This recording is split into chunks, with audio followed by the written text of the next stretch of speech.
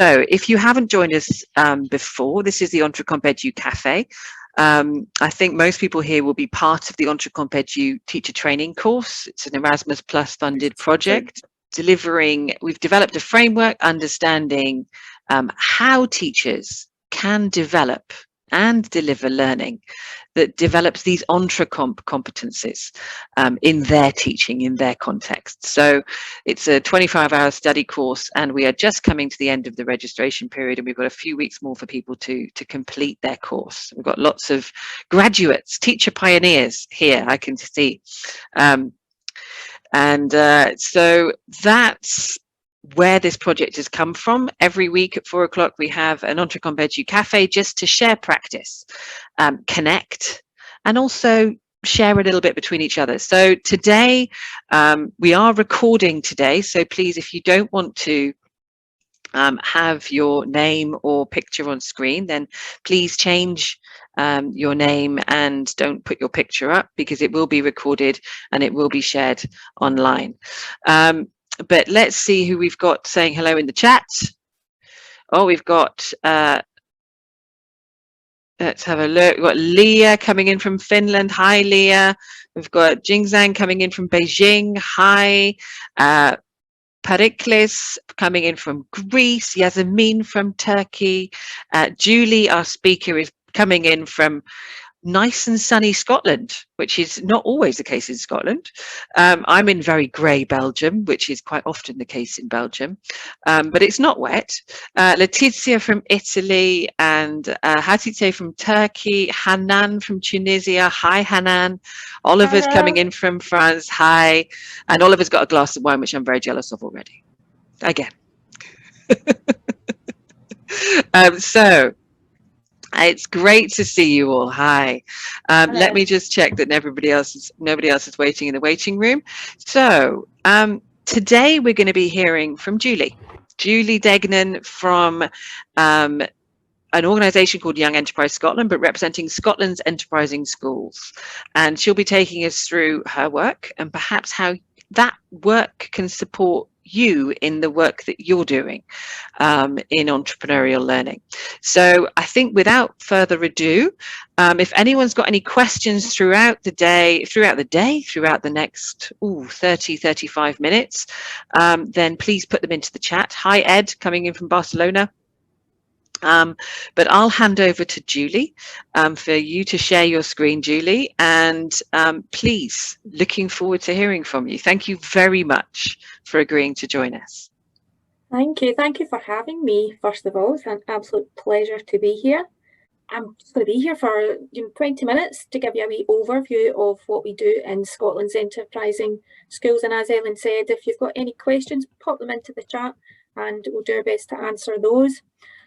So just to start off, a wee bit about myself. I come from a primary teaching background. I was a primary teacher for 13 years before I started in the role that I do now. Prior to that, I worked with a number of small business startups. I was self-employed for a while. I've worked in the tech industry. I've worked in the beauty industry.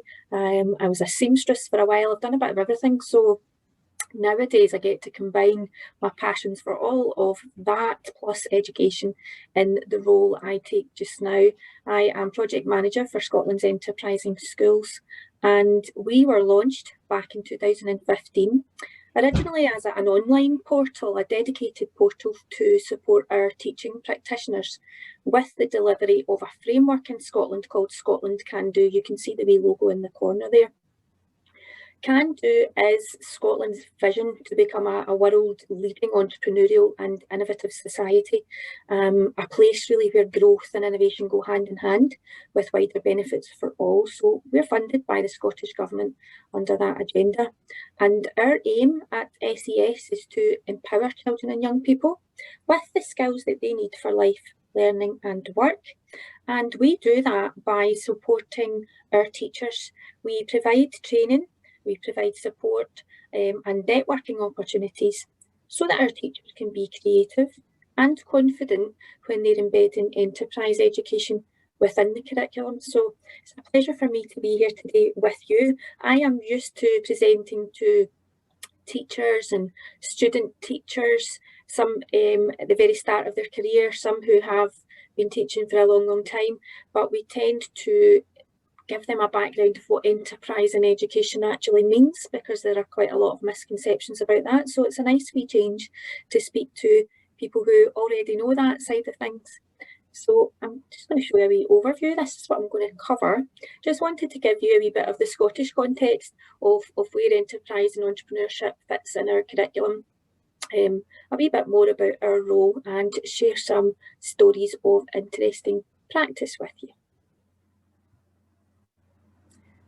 So we're very lucky here in Scotland. We're building on a strong foundation of enterprise education. Our Curriculum for Excellence was launched back in 2004, and that was designed to be a curriculum that would fully prepare our children for adult life in the 21st century. There are 3 cross-cutting curricular themes that our entire curriculum is based on. One of them is creativity, another is sustainability, and the last one is enterprise and employability. So all of our teaching and learning should have these 3 threads woven through. The bottom graphic there, the colourful one, that was a kind of reminder for us. In 2019, our Curriculum for Excellence was relaunched, really to emphasise the totality of the curriculum, to recognise the value of these 4 areas, to get us out of that blue quadrant in the corner, to see, you know, that it's not just about the curriculum areas and the subjects, but really our curriculum for all of our young people should include all 4 of these areas. And just by looking at them, you can see how enterprise education is the perfect vehicle for us to deliver the full curriculum. So from our Curriculum for Excellence and associated education policy here in Scotland, it's made very clear to practitioners that skills development is essential. It's an entitlement of all of our young children, young people from ages 3 right up to 18. And it's their right and it's our responsibility as educators. And that's something that we share with all of our teachers. Sometimes teachers will assume that this kind of responsibility to connect with the workplace and to prepare for life in the 21st century sits naturally in the secondary school, you know, with your older teenagers that are getting ready to move beyond school education. But we like to remind all of our practitioners that actually this education begins at the age of 3. And our children and young people are entitled, specifically mentioned in some of these documents, that they're entitled to develop their understanding of enterprise, entrepreneurship and self-employment as career opportunities. So I'm going to show you today how we can actually see that being applied in the nursery right through to our senior phase and the secondaries. Just that basically we do loads. There it is on one screen. I have a massive team of 2, myself and my colleague Lucy, who's in charge of all the technical side and all of the comms online. But those 4 areas are our main areas that we deal with. So we provide professional development for teachers. As I said before, we work a lot with teaching students at university, and we provide support in class and online, more so in the last year, to newly qualified teachers as well. We provide live sessions. We also host some online courses. We have an enterprising practitioner programme, which we've recently put onto Moodle for our teachers to work through at their own pace. We also collaborate with lots of other organisations, so we're quite often invited to speak at a range of events. We would host workshops at education conferences and festivals, and a big part of that is for us to promote enterprise education among wider stakeholders as well, beyond just the education sector. So we inform businesses of what's going on in school. We speak at parliamentary events as well, and we work with other educational organisations. Now, we're placed in the third sector, and we see a lot of activity happening in the third sector as well. And that's about raising awareness of what we can do, but also raising awareness of our partners. We have over 40 partners on our website. The partners are a wide range of individuals, some of them are organisations. Their values align closely with ours. They want to develop these skills for learning, life and work among young people. And quite often what our partners do is that they work directly with the young people. Most of our role is to work directly with the practitioners. So we find by partnering up with a range of organisations, we can really hit all of the bases. But we're always looking for excuses to work directly with young people as well. So we managed to do that ourselves quite a lot. And the final part there is what I want to go into more detail with you today, that is the interesting practice that we share on our website. I missed out there, sorry, resources. Our website, if you go to that website there that's shown on the bottom of the screen, we have a full range of resources, from teacher lesson plans to wall displays. We have how-to guides for teachers and for young people. We have some of them are workbooks designed to be directly downloaded and used by young people, and they're all based on enterprising approaches to teaching and learning. Sometimes we use a business focus, and we get them to focus on enterprise from that side of things. But we're also more recently including lots of enterprising approaches to teaching any subject at all, and that's what we try to work on with our practitioners. So I'm going to share some of our interesting practice stories. They're case studies, and as I said before, we work with nursery right through to senior phase. So on this slide here on the right hand side, you can just see how it looks on our website. We have quite a range of case studies on there. And actually this year we've added case studies of individual educators. We noticed particularly student teachers this year have been very enterprising in their approaches, and we've seen on social media lots of little resources and ideas that they've been doing, which we've used to inspire other educators. So we've added that in as well. And if you're interested, you can go on and see about, you know, some of the other educators or some of the other schools and what they're doing. But I picked out these 4 today because I felt they show you a kind of broad overview of the different areas of the settings that we work with. So the first one I want to share with you is a nursery called Wester Craig's Nursery, and this just links to show you what it looks like on our website. Wester Craig's Nursery is an inner city nursery, working with children aged 3 to 5. They are based in Glasgow, which is one of our bigger cities here in Scotland. I think that's just disappeared off your screen there. Hold on a wee second, because I want to show you. There we go. I'm going to show you this wee video. Wester Craig's staff in particularly are very enterprising, and that just transfers right through to their young people. The children that they work with come from a diverse range of backgrounds. So among the children, 17 languages are spoken, with just over half of them having English as an additional language. More than half of their pupils live in areas of multiple deprivation, and some of their children have refugee and asylum status as well. So they're really coming, you know, from a diverse range of backgrounds here. And what the staff at the nursery try to do is to give their young people a voice.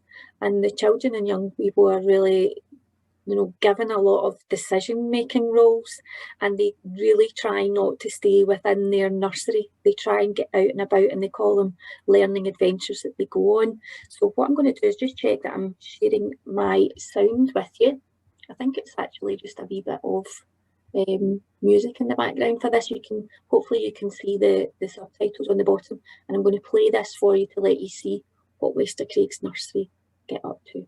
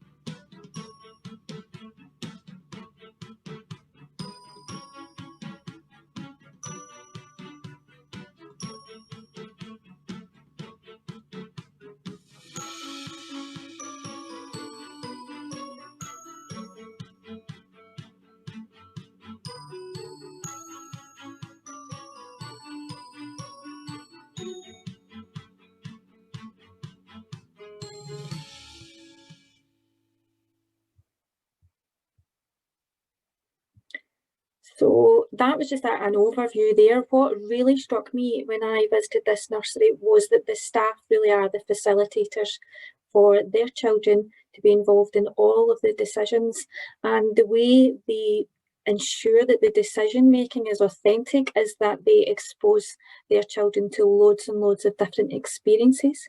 They're hardly ever indoors. The indoor section of the nursery is a wee tiny part. They're outside come rain, hail or shine, and they often go beyond Glasgow as well. They engage with local businesses. You saw a wee bit of their wooden house outside. They negotiated a price reduction with the garden centre for that, and it's 3, 4 and 5-year-olds are doing these kind of things themselves. And the head teacher said that these children could I've got to watch what I'm saying. I'm speaking very, very Glaswegian here. Chat the door. If they knocked on anyone's door, they would be given what they ask for, basically, because they are just so endearing and so passionate about what they do. And a lot of that really comes from the staff, but also taking that wee step back and letting the children make these decisions. So just a wonderful example of what can actually happen when the young people are given the space to do that. We visited Westercraigs. I think you saw a bit of the artwork there. They worked with a local artist to create a painting, and some of them were featured in the painting, and they then produced cards which they sold. And the day I visited, the children had set up a shop and managed to get me to buy one of their cards. And they were using the till in the shop and putting up signs and counting out the money at the age of 3. So it's a wonderful place to be. And I should say that all of these case studies that we have on our website, the settings who share them, they are always keen for people to get in touch. So they leave their communication details on there. And I'm sure they would love an email from somewhere else outside of Scotland if you were interested in finding out more about what they do. Another one that I particularly like is Mount Vernon Primary School. So these children on this case study are aged between 9 and 11, and they set up what they called citizenship groups. And the way that started was that the children highlighted a number of issues in their local area and groups that they wanted to work with, and they decided on some actions that they wanted to take to promote change, to improve the lives of others. They have loads of different groups, just some of them are here. They had a homeless street team group, a care home group, fair trade. They set up a little stall. Climate change, they were doing campaigns for climate change. They also had a community cafe, and the community cafe ended up not working very well, but they were able to bounce back and continue through. They linked up with the Fair Trade group and still managed. So the children were learning from their failures here as well. Basically a real good example of the teacher as facilitator again. There's a real focus on entrepreneurship as adding value for others. So these children knew that it's not just connected with a business and a financial kind of gain, but also they focused on that social and cultural value that they could add for others. The pupils were included at all stages. They made the decisions. And what I liked as well was that the pupils played a real important part in the evaluation. This project, when we came across it, was in its 2nd year, and the pupils really helped to shape and change how it was delivered in the 2nd year. The pupils recognised that they had developed many skills in communication and presentation, a lot of them commenting that their self-confidence had improved. But what they really recognised was the difference that they could make, and the teacher commented on that as well and said that the impact on these children to realise that their small actions could make other people smile, could make other people laugh, and just letting the community know they care was one of the biggest impacts that came out of this project. So it still continues today, and each year a new set of pupils gets involved and they expand what they're doing. Another one here is Dunoon Grammar School. So this is a secondary school that we've done a lot of work with. They actually won the European Entrepreneurial School Award in 2019. They were our first Scottish school to achieve such continental recognition. Many of their enterprise initiatives are embedded as part of the curriculum. They're very outward looking, they're very proactive in forging partnerships with local businesses and national bodies as well. And the head teacher is a trailblazer and leads a dedicated deputy head who's the deputy head teacher for enterprise. So I think having, you know, these people in school in the senior management team with that as a remit really helps to embed enterprise education. And what you could actually see there was the showcase that they did as part of World Education Week. This is actually the head teacher there, and they used the Greatest Showman as their inspiration and went on to produce a video showcase. It was live streamed based on the kind of circus acts, and they invited us along. We went along socially distanced in October to the school. These children who appear in this video, which you can access on our site, they used their school holidays to go in and rehearse, and they had clowns and magic acts and things, and they invited us along to be part of that, to showcase on the global stage what we do. And we decided, you know, we can't go into this circus extravaganza and just present how we normally do. So we actually got one of our colleagues involved who's a musician, and we composed a song together, and our colleague played the song as part of that, and we've got that on our website as well. She wasn't allowed to sing in the end because of COVID restrictions, so she actually had to mime along to herself. But in that video on the page, you'll see all of the young people dancing along with her, and we had a wonderful time. So Noon Grammar really have embedded enterprise throughout their curriculum, and they've managed to get global recognition, rightly so, for that. And just the last one I wanted to share with you, which is on our site, is Parkhill Secondary. They have an enterprise academy who we go. They're also based in Glasgow, so central Scotland, and it's an additional support needs provision for children and young people who wanted to, you know, improve their life chances for life beyond education.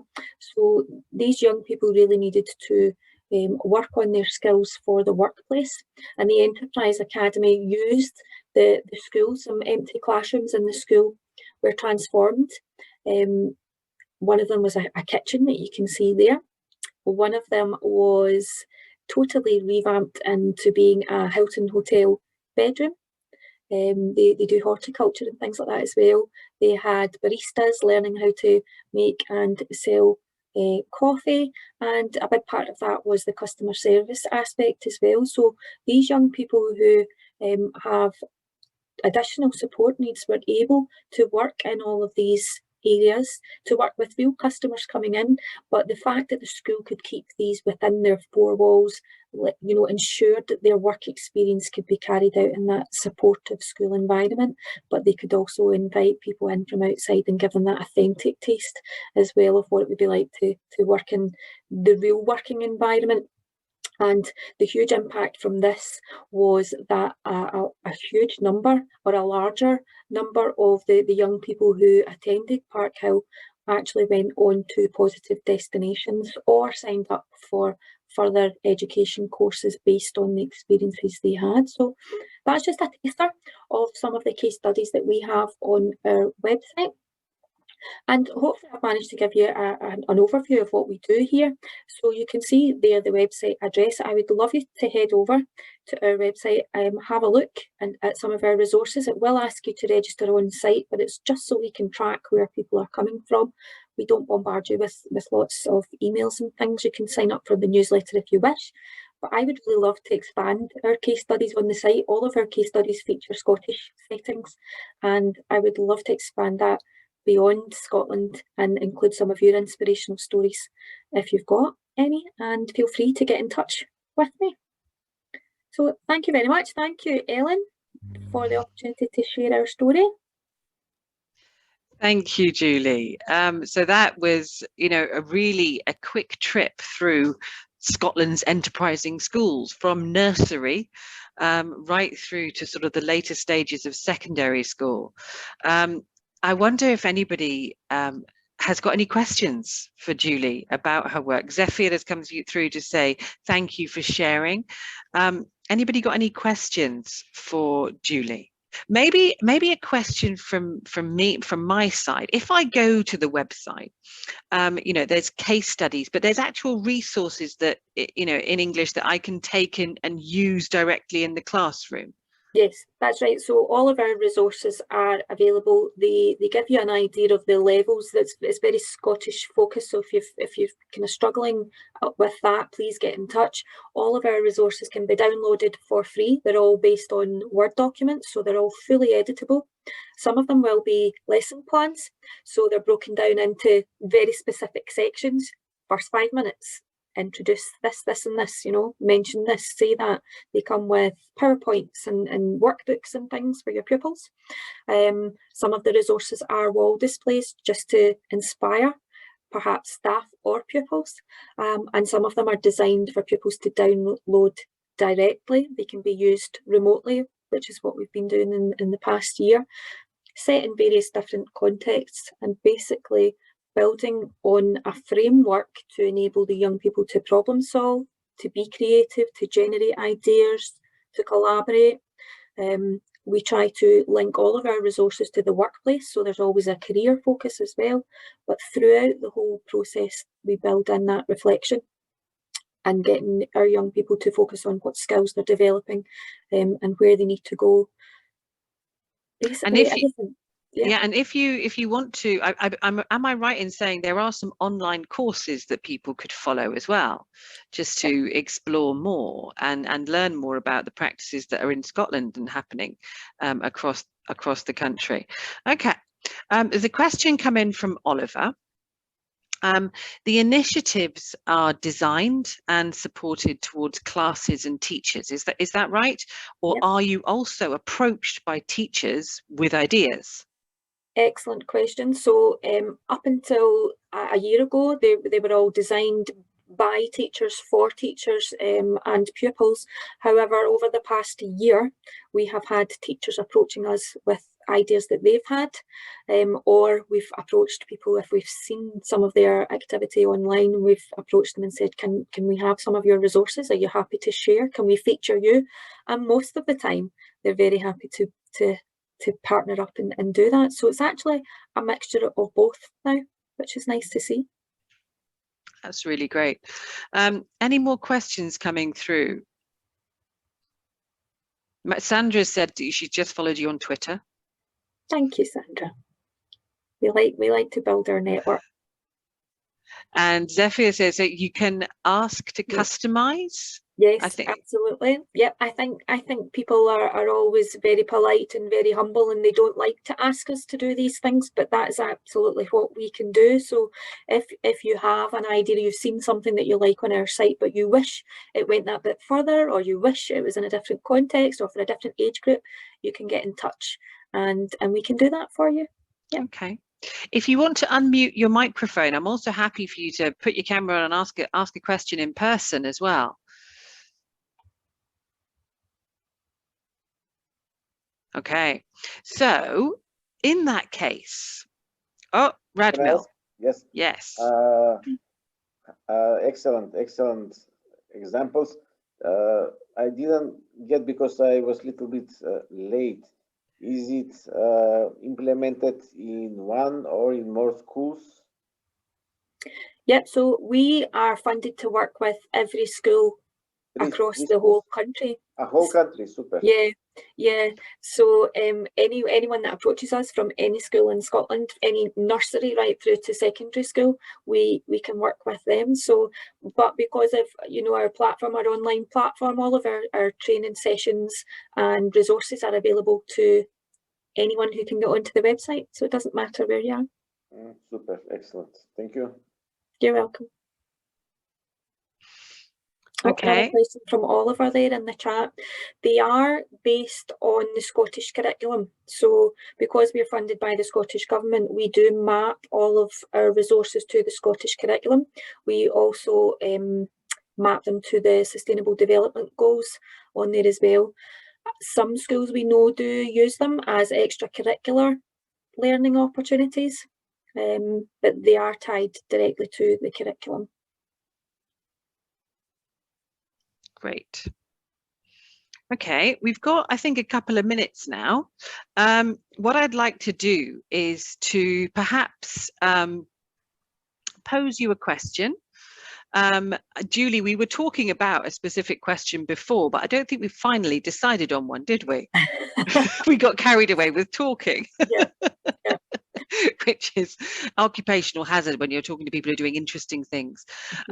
So what I'd like to do is I'm going to put you into breakout rooms, if that's okay, because I think there's a real value in talking in small groups, and I'm getting feedback on that to help people connect across the course. I'll make them pretty big groups, so like 6 people or so, and really I'd like you to just reflect on what Julie has shared today and say, you know, see, does it connect to your practice? What was interesting for your teaching in that discussion? And then we'll bring you back in about 5 minutes and just get a couple of reflections, and then we'll finish around about 4:45 European time.